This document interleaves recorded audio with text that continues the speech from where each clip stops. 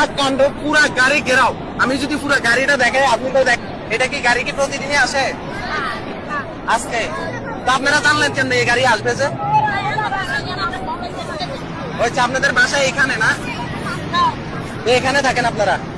আচ্ছা, এই বস্তিতে থাকেন আপনারা? আমরা থাকি এখানে। গাড়ি যদি আসে, হ্যাঁ। গাড়ি 15 দিন পরে, 10 দিন পরে, এক সপ্তাহ পরে যদি একদিন আসে, এখন আসছে, আমরা এরকম করে ঢোকাই।